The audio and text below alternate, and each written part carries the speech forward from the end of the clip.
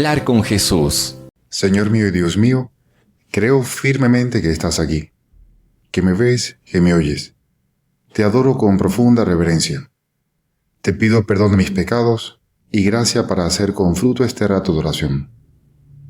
Madre mía Inmaculada, San José mi Padre y Señor, Ángel de mi guarda, interced por mí. Bueno, hemos llegado al sábado de la octava de Pascua, esta semana que es la cumbre de nuestra fe, y nuestra Madre, que es muy buena Madre, la Iglesia, nos ofrece hoy en la liturgia para la misa de hoy esa parte final de San Marcos. No voy a tener aquí mucho en el asunto, ¿no? Pero San Marcos, dicen los estudiosos, que tiene dos finales, un final breve y uno más largo. Entonces hoy estamos leyendo el final más largo de San Marcos, que es más bien como un resumen de eso que hemos vivido en estos días con las apariciones de Jesús. Y dice el capítulo 16, versículo 9 y siguientes. Después de resucitar al amanecer del primer día de la semana, se apareció Jesús en primer lugar a María Magdalena, de la que había expulsado 7 demonios. Ella fue a anunciarlo a los que habían estado con él, que se encontraban tristes y llorosos. Pero ellos, al oír que estaba vivo y que ella lo había visto, no lo creyeron. Después de esto se apareció bajo distinta figura a 2 de ellos. Obviamente aquí están hablando de los discípulos de Emaús, que iban de camino a una aldea. Y también ellos regresaron y lo comunicaron a los demás. Pero tampoco a ellos les creyeron.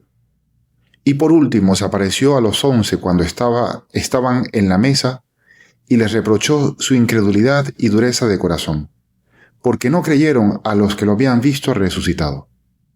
Y les dijo: vayan al mundo entero y prediquen el Evangelio a toda criatura. Claro, se nota que aquí la Iglesia, ahora que estamos por terminar esta octava de Pascua, quiere ofrecernos un resumen de todo lo vivido. Las apariciones de Jesús, las distintas reacciones de quienes se encuentran con Él o de quienes oyen de su resurrección, las palabras que el Señor dirige a sus discípulos. Y este es un texto muy breve, pero de una gran densidad teológica y humana, porque después de haber celebrado la vigilia pascual, después de haber escuchado y meditado sobre la victoria de Cristo, sobre la muerte, este pasaje a ti y a mí nos confronta con una realidad incómoda, pero que se repite con demasiada frecuencia. A los discípulos les costó creer, y a ti y a mí tantas veces nos sucede lo mismo. Bueno, sí, les costó creer, pero yo creo que no podemos culparlos tan rápidamente, porque si nos ponemos en su lugar, también vamos a encontrar motivos más que razonables para dudar. De hecho, nos sucede con dolorosísima frecuencia. Por ejemplo, hay varios motivos por los que podríamos decir, es verdad, no los podemos culpar. El primero es, seguramente, el shock en el que todavía están ante la tragedia, porque todos fueron testigos de la pasión y muerte crudelísima de Cristo en la cruz.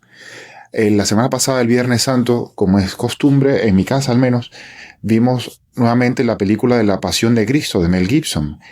Y caray, qué fuerte en ciertas escenas en las que yo, que ya he visto la película tantas veces, tuve que apartar la mirada porque era un espectáculo demasiado doloroso, demasiado cruel. Y claro, entendemos que los soldados romanos no solamente trituraron el purísimo cuerpo de Cristo, sino que también trituraron hasta la más mínima posibilidad de esperanza de seguir creyendo que había en estos discípulos. Por eso están todavía en shock. Y por eso les cuesta todavía creer. Están incrédulos. Y a veces la incredulidad es como un mecanismo de defensa ante un dolor que parece insuperable, o incluso ante una felicidad que parece demasiado buena para ser verdad, porque es que ya se ha sufrido tanto, ya se ha tenido grandes decepciones, que no queremos volver a pasar por lo mismo. Y por eso nuestras faltas de fe muchas veces son una protección ante lo incómodo, ante lo doloroso o ante lo exigente, incluso si viene de Dios. Hay otro motivo por el que creo yo que les costó tanto creer a los discípulos, y es un motivo más bien humano, que es una cierta soberbia. Y me explico. Es una soberbia ante el mensajero, Porque para la mentalidad de la época, el testimonio de María Magdalena siendo mujer, la verdad es que valía poco. O la de los dos caminantes, que bueno, dos personas comunes y corrientes, no eran San Pedro y Santiago, sino que eran dos discípulos que no sabemos ni siquiera quiénes son. Pues resulta que ese testimonio tampoco cumplía con los criterios de credulidad que ellos esperaban. Tal vez los discípulos hubiesen creído más fácilmente si el que les hubiese dicho que Jesús había resucitado fuese un ángel, o si se les hubiese aparecido un gran profeta. Pero ahora les cuesta creer ante el testimonio de otras personas comunes y corrientes. Claro, esto que ha sucedido nos enseña que Dios muchas veces elige a los últimos, a los frágiles, para esos anuncios que son los más importantes. Pensemos ahora en tantas apariciones de la Virgen. Pero sucede también que nuestra soberbia nos impide reconocer esa verdad que viene a veces de fuentes inesperadas. Bueno, por esa tendencia que tenemos de querer encasillar a Dios, y resulta que en nuestros esquemas rara vez Dios cabe.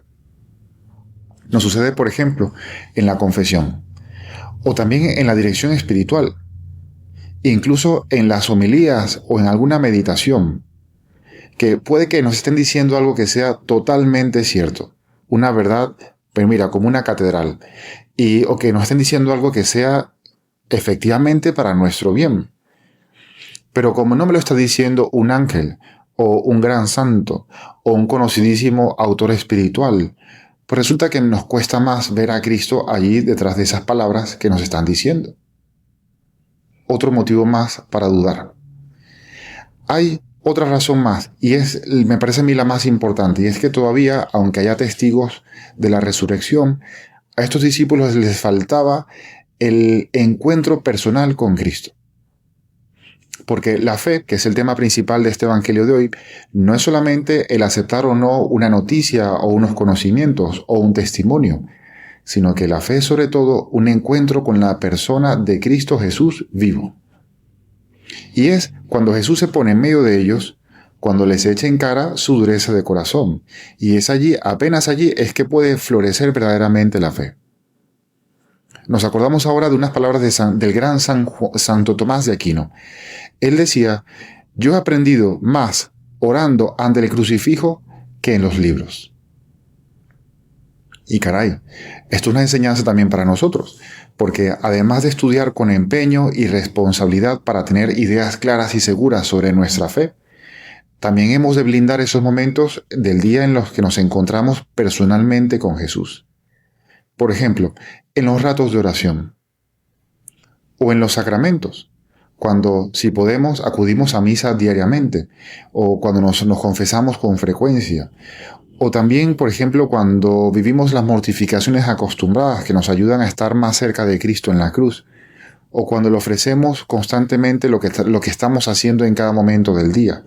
O ese esfuerzo por ver a Cristo en cada persona con la que nos cruzamos cada día. Bueno, hay gente que piensa que puede vivir de las rentas de lo que se aprendió en la catequesis de la primera comunión. Y obviamente no, hay que formarse constantemente, hemos de crecer en el conocimiento de la fe, pero sobre todo para que la fe crezca, hace falta ese encuentro constante con Cristo cada día.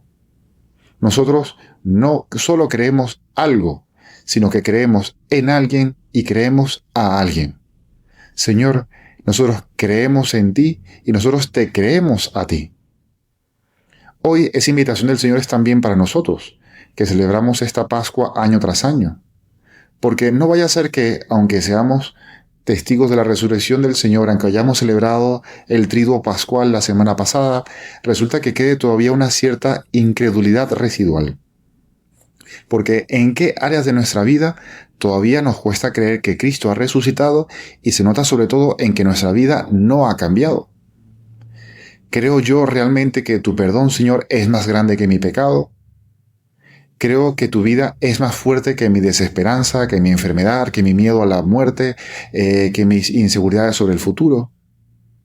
Creo, Señor, que tú me acompañas en medio de mis crisis personales, de mis crisis económicas, de mis crisis de salud. Yo creo, Señor, que hay un plan que me supera y que supera totalmente lo que yo espero que suceda. Creo, Señor, que tú sales a buscarme todas las veces que haga falta, todas esas veces que la vida me deja descolocado para que yo regrese junto a ti. Bueno, como siempre, el Evangelio es una invitación, ¿no? Y hoy nos invita a pasar de esa incredulidad a la valentía, a la misión. Pero esto solo es posible si primero somos testigos de esa bondad y de esa omnipotencia de Dios. Porque, ¿cómo vamos a anunciar algo en lo que no creemos? Ahora que estamos todavía en la octava de Pascua, vamos a pedirle al Espíritu Santo que cure nuestra incredulidad, que nos dé esa audacia de los primeros apóstoles, pero todo aquello única y exclusivamente después de ese encuentro personal con Cristo, para que tú y yo también vayamos y proclamamos que Jesucristo ha resucitado y que lo notamos por el gran cambio que ha habido en nuestras vidas. Te doy gracias, Dios mío, por los buenos propósitos, afectos e inspiraciones que me has comunicado en esta meditación. Te pido ayuda para ponerlos por obra. Madre mía Inmaculada, San José mi Padre y Señor, Ángel de mi guarda, interceded por mí.